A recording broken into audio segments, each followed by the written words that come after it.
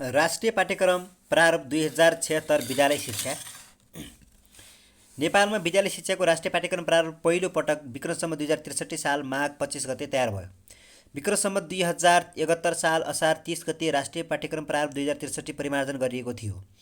राष्ट्रिय पाठ्यक्रम विकास तथा मूल्याङ्कन परिषदको मिति 2075 2 महिना 18 को बैठकले राष्ट्रिय पाठ्यक्रम प्रारूपको स्वरूप तथा आधारहरू तयार गरेको थियो।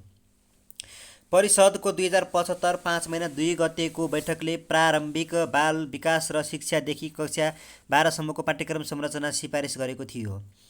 मिति 2076 5 महिना 19 गते बसेको राष्ट्रिय पाठ्यक्रम विकास तथा मूल्याङ्कन परिषदको बैठकले राष्ट्रिय पाठ्यक्रम प्रारूपलाई अन्तिम रूप दिएको हो।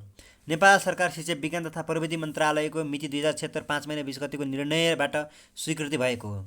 विद्यालय शिक्षाको पाठ्यक्रम सम्बन्धी मूल मार्गदर्शन दस्तावेज राष्ट्रिय पाठ्यक्रम प्रारूप हो। यसलाई विद्यालय शिक्षाको सुधार सम्बन्धित मार्गचित्रका रूपमा विकास गरिएको हो। ज्ञानको विकास तथा विस्तार प्रवृत्तिमा हुने परिवर्तन र स्थानीय राष्ट्रिय तथा अन्तर्राष्ट्रिय परिवर्तित शैक्षिक मुद्दाहरूलाई सम्बोधन गर्न सक्ने गतिशील दस्तावेज लिभिङ डकुमेन्टको रूपमा राष्ट्रिय पाठ्यक्रम प्रारूप तयार गरिएको हो। त्यसैगरी राष्ट्रिय पाठ्यक्रम प्रारूप 2076 का अनुसार विद्यालयको तह र सिकाइ क्षमताको स्तर। विद्यालय तह कक्षा उमेर समूह सिकाइ क्षमताको स्तर। प्रारम्भिक बाल विकास र शिक्षा उमेर समूह 4 वर्ष। आधारभूतमा कक्षा 1 देखि 3, कक्षा 4 5, कक्षा 6 8। कक्षा 1 देखि 3 5 मा चाहिँ उमेर समूह चाहिँ 4 देखि 7 वर्ष हुन्छ 1 देखि 3 मा। अनि कक्षा 4 र 5 मा चाहिँ 8 देखि 9 वर्ष हुन्छ। अनि तह 1 तह 2 त्यसै 3 गर्दै जान्छ। अनि तह 3 मा जाने हो भने चाहिँ कक्षा 6 8 हुन्छ। 10 देखि 12 वर्षसम्मको उमेर समूह हुनु पर्यो। 10 देखि 12 वर्षसम्मको तह 3 मा। अब माध्यमिक शिक्षा 9 12 मा चाहिँ कक्षा 9 10 मा चाहिँ कक्षा 1 देखि 14 वर्ष कक्षा 13 देखि 14 वर्ष उमेर समूहको हुनु पर्यो, तह 4 भन्छ जसलाई। त्यसैगरी कक्षा 1 देखि कक्षा 11 देखि 12 सम्म चाहिँ 15 वर्षदेखि 16 वर्षसम्म हुनुपर्छ, तह 5। पाठ्यक्रममा समावेश पद्धतिका लागि मुख्य लक्ष्य समूह 15 वर्ष समूह।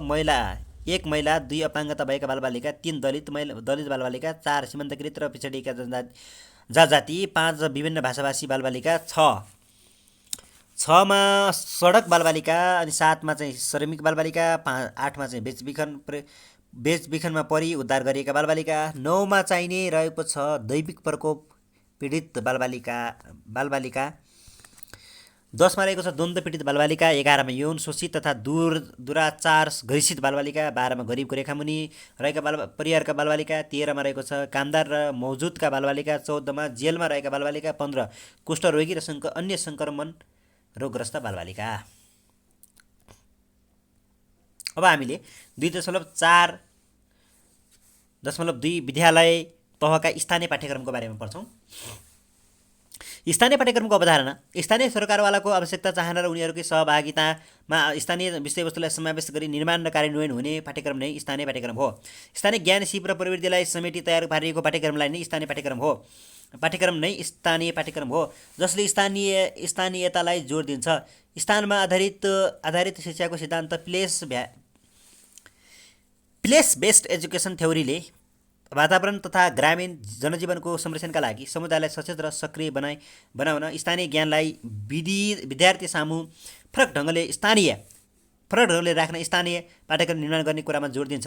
सामाजिक पुनर्संरचनावादी सिद्धान्त सोसल रिकन्स्ट्रक्टिभिज्म थ्योरीले पाठ्यक्रम निर्माणमा सामाजिक आवश्यकता, सामाजिक मुद्दा, सामूहिक विचार र भविष्यपरक आशा उल्लेख गर्नुपर्ने कुरामा जोड दिन्छ।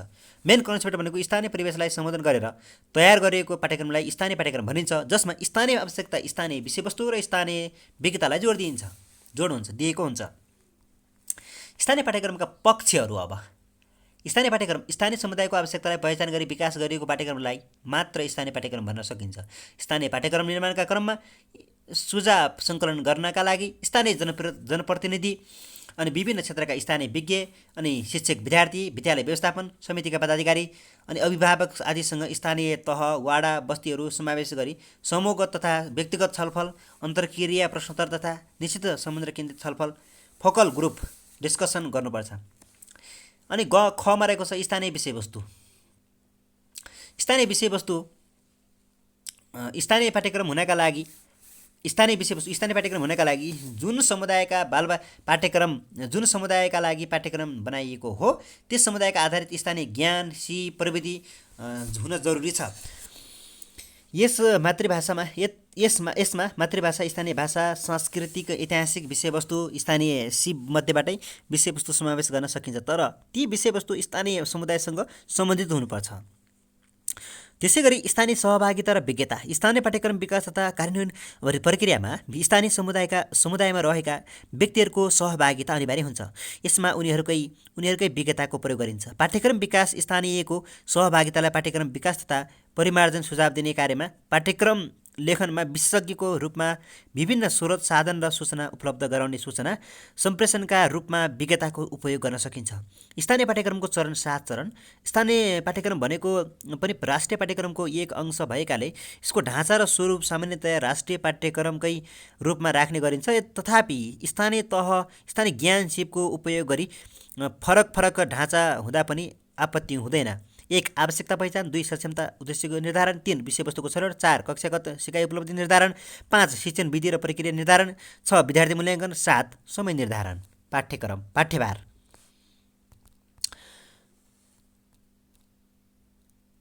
त्यसैगरी स्थानीय पाठ्यक्रमको ढाँचा 8 वटा रहेका छन्। परिचय, तहगत सक्षमता, विषयवस्तु, त्यसैगरी कक्षागत सिकाइ उपलब्धि, अनि शिक्षण विधि र प्रक्रिया, विद्यार्थी मूल्याङ्कन, समय निर्धारण, पाठ्यक्रमको विस्तृतीकरण।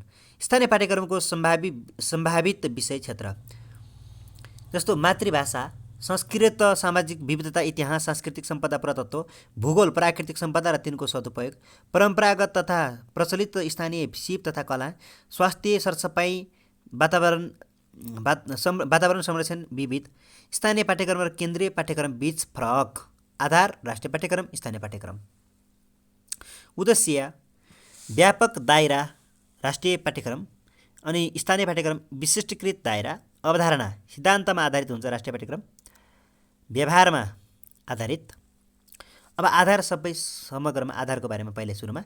आधारमा उद्देश्य, अवधारणा, आवश्यकता आधारित अनि विकास गर्ने स्थान, विकास, विषय, सहभागिता, पद्धति, प्रकृति, प्रमाणीकरण, अपनत्व, पाठ्यवस्तु, एकरूपता हुन्छ भने क्रमशः राष्ट्रिय पाठ्यक्रमतर्फ व्यापक दायरा सिद्धान्तमा आधारित राष्ट्रिय आवश्यकता, केन्द्रीय स्तर, विषय विज्ञ, उद्देश्य चाहिँ व्यापक दायराबाट विशिष्टीकृत दायरा हुन्छ भने अवधारणा चाहिँ सिद्धान्तमा आधारित हुन्छ, व्यवहारमा आधारित हुन्छ र विकास गर्ने स्थान चाहिँ केन्द्रीय स्तर, स्थानीय स्तर हुन्छ।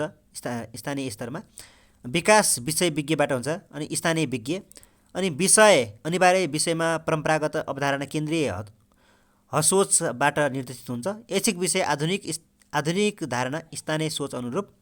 सहभागिता प्रतिनिधिमूलक सहभागिता हुन्छ, व्यापक सहभागिता हुन्छ स्थानीयमा। अनि पद्धति केन्द्रबाट निर्देशित हुन्छ, स्थानीयमा चाहिँ स्वनिर्देशित हुन्छ। अनि प्राकृतिक वितरण प्रणालीमा आधारित हुन्छ र स्थानीयमा चाहिँ मागमा आधारित। प्रमाणीकरण चाहिँ केन्द्रीय स्तरमा हुन्छ भने अनि स्थानीयकरण हुन्छ स्थानीय स्तरमा। अनि अपनत्व चाहिँ कम अनि स्थानीय स्तरमा बढी।